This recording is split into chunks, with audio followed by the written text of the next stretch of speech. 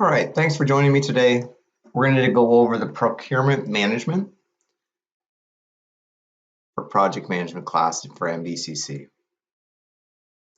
This is our agenda, so we're going to talk first about the importance, then we'll move to make or buy decision, types of contracts, and we'll also look at the procurement cycle. So procurement management follows a logical order. First, you plan what you need to put into a contract, then you plan how you'll do it. Next, you send out your contract requirements to sellers. They bid for the chance to work with you.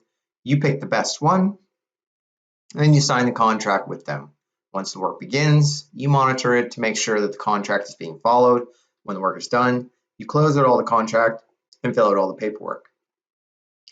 The procurement management plan details how the procurement process will be managed. It includes the following information: the types of contracts you plan to use, and any metrics that will be used to measure the contractor's performance, the planned delivery dates for the work or products you are contracting, the company's standard documents you will use, the number of vendors or contractors involved, and how they will be managed, how purchasing may impact the constraints and assumptions of the project plan, coordination of purchasing lead times with the development of the project schedule, and finally, the identification of pre-qualified sellers if they are known. Let's look at a make or buy analysis. So this basically means figuring out whether or not you should be contracting the work or doing it yourself. It could also mean deciding whether to build a solution to your problem or buy one that is already available. Most of the same factors that help you make every other major project decision will help you with this one. How much does it cost to build it as opposed to buying it? How will this decision affect the scope of your project? How will it affect the project schedule? Do you have time to do the work and still meet your commitments? As you plan out what you will and won't need in a contract, you need to think through your reasoning very carefully. There are some resources, like heavy equipment, that your company can buy, rent, or lease depending on the situation. You'll need to examine leasing versus buying costs and determine the best way to go forward.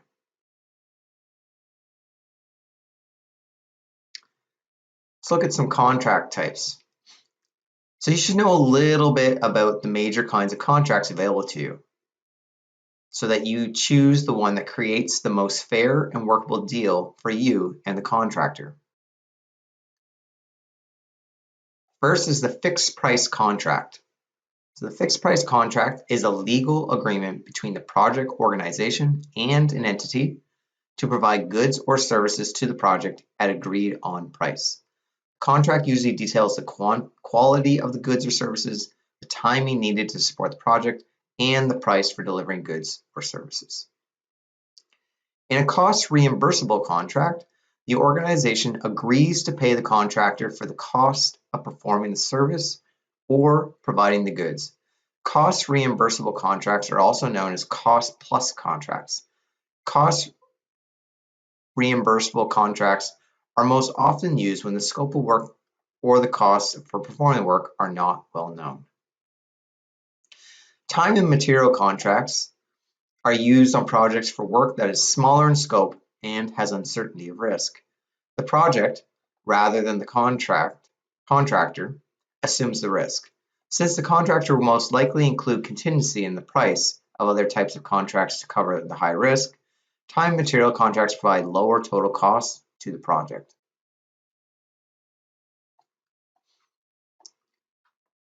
If the service provider is responsible for incorporating all costs, including profit, into agreed on price, it is a fixed total cost contract.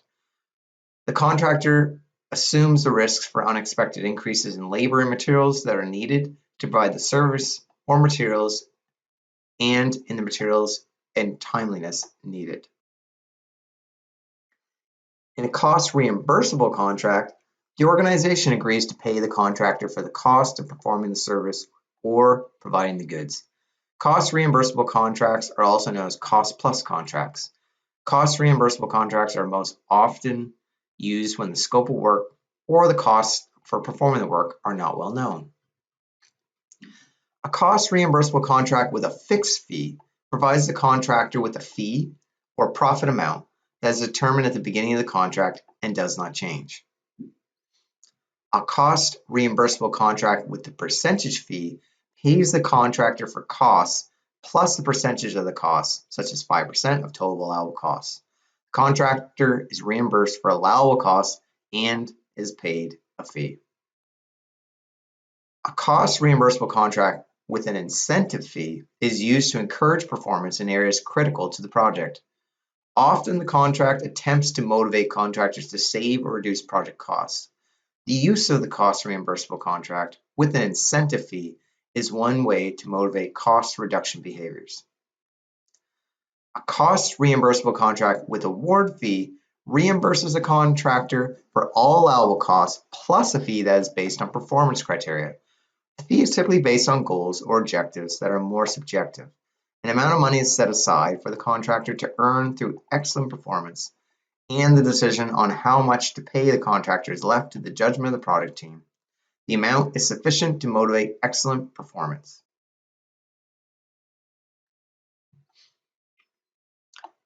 Vendors and suppliers usually require payments during the life cycle of the contract. On contracts that last several months, the contractor will incur significant cost and will want the project to pay for these costs as early as possible. Rather than wait until the end of the contract, a schedule of payments is typically developed as part of the contract and is connected to the completion of a defined amount of work or project milestones. These payments, made before the end of the project and based on the progress of the work, are called progress payments. For example, the contract might develop a payment schedule that pays for the design of the curriculum, then the development of the curriculum, and then a final payment is made when the curriculum is completed and accepted. In this case, there would be 3 payments made. There is a defined amount of work to be accomplished, a time frame for the accomplishing that work, and a quality standard the work must achieve before the contractor is paid for the work. The project procurement cycle reflects the procurement activities from the decision to purchase the material or service through the payment of bills and closing of procurement contracts. The procurement plan. After the decision has been made to purchase goods or outsource services, the procurement team develops a plan that includes the following: selecting the appropriate relationships and contract approaches for each type of purchased goods or outsourced service, preparing requests for quotes or RFQs and requests for proposals, RFPs, and evaluating partnership opportunities. Additionally, awarding and signing contracts is included in this phase, as well as managing quality and timely performance, and managing contract changes. Selecting the contract approach. The technical teams typically develop a description of the work that will be outsourced. From this information, the project management team answers the following questions. Is the required work or materials a commodity, customized product or service, or unique skill or relationship? What type of relationship is needed? A supplier, a vendor, or some sort of partnership? How should the supplier, vendor, or potential partner be approached? Through an RFQ, an RFP, or personal contract? How well known is the scope of work? What are the risks? And which party should assume which types of risk? Does the procurement of the service or goods affect activities on the project schedule, critical path, and how much float is there on these activities? Finally, how important it is to ensure the cost in advance.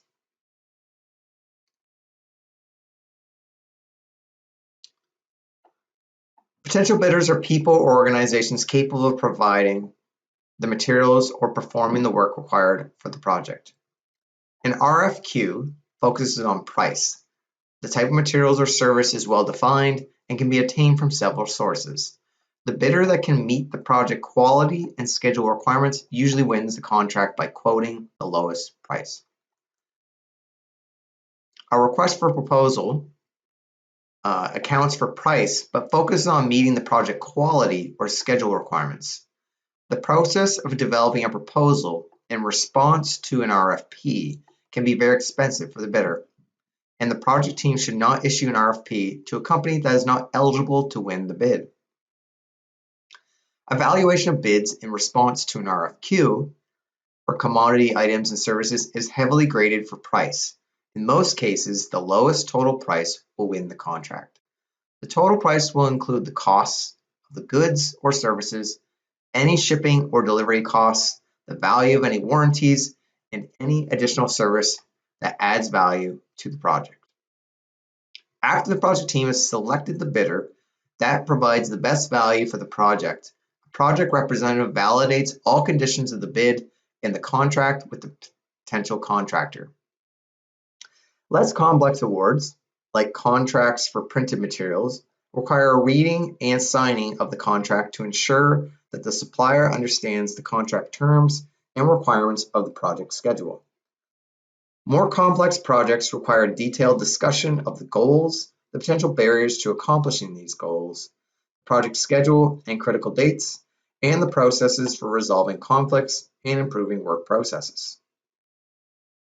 After the contract is awarded, the project team tracks the performance of the contractor against the performance criteria in the contract and his or her contribution to the performance of the project.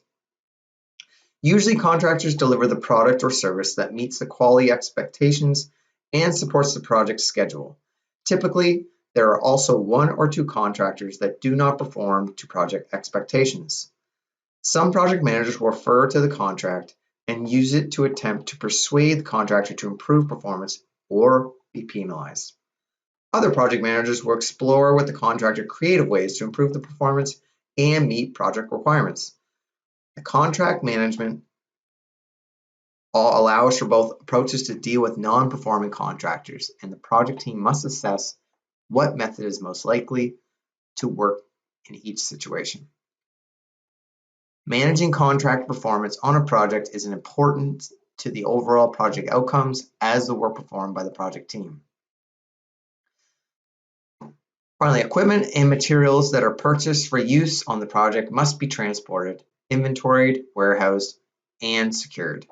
This area of expertise is called logistics. The logistics for the project can be managed by the project team or can be included in the RFP or RFQ.